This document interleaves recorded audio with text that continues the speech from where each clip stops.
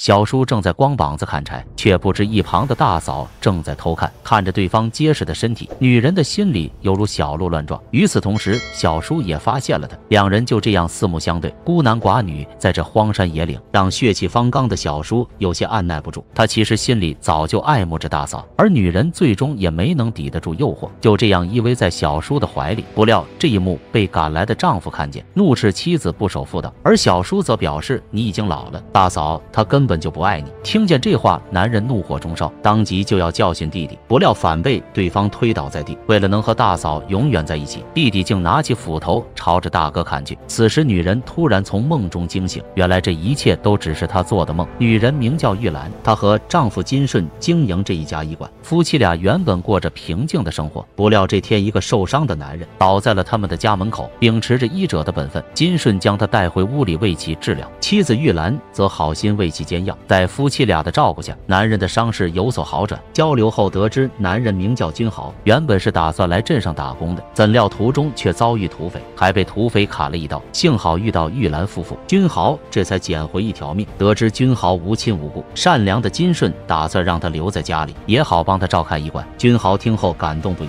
当即就要认金顺做大哥。然而家里多了个男人，让玉兰感到有些不自在，常常感觉君豪在偷看他。而君豪不仅年轻，还长相帅气，玉兰每次看到他也会有些害羞，还在梦里梦到自己和他有些不可描述的画面。为了对得起自己的丈夫，玉兰每次都会故意疏远君豪，可这却让君豪感到有些失落。这天，玉兰感觉最近总是想吐，金顺听后连忙为她把脉，没想到竟发现玉兰怀孕了，这让金顺欣喜若狂，盼了这么多年，自己终于要做父亲了。左邻右舍得知这一消息，都纷纷前来贺喜，唯独君豪却有一种莫名的失落感。这天，金顺带着君豪上山出诊，不料途中金顺不慎跌倒，他让君豪连忙将自己拉上去。可此时君豪的脑子里却浮现出大嫂的样子，原来他早就爱慕玉兰许久，而恰好这次是一次绝佳的机会。为了能得到大嫂，所以君豪选择见死不救，眼睁睁地看着金顺掉下悬崖。回到家后，君豪就想要霸占玉兰，玉兰宁死不从。两人争执间不小心打翻烛火，周围顿时就燃起熊熊烈火。得知丈夫已死，玉兰也不打算独活，于是她挣开君豪的双手，钻入火海，而君豪却死里逃生。多年后，君豪也已经娶妻生子，可一到晚上，他就会梦到玉兰的鬼魂来找他索命。于是他再次来到小镇，四处打听玉兰的坟墓，可当地的村民却没有一个知道的。就在这时，一个乞丐婆朝着两人走来，表示自己知道玉兰埋在何处。而令君豪没想到的是，乞丐婆最后竟带着他来到天后宫，下一秒他竟飞进妈祖神像，原来他竟然是妈祖娘娘的化身。而此时点亮红心，留下一句顺风顺水，妈祖都会庇佑你，鸿运当头，好运连连。君豪自知罪孽深重，恳求妈祖能救他，于是妈祖就给了他一次赎罪的机会。原来当年玉兰被大火烧死后，妈祖可怜她腹中的孩子还未出世，于是便将玉兰的魂魄收入绣花鞋中，让玉兰能成功生下孩子。妈祖表示，只要君豪将鞋子带回去供奉，时间一久，玉兰的怨念自会消散。可当君豪将鞋子带回家后，诡异的一幕却发生了。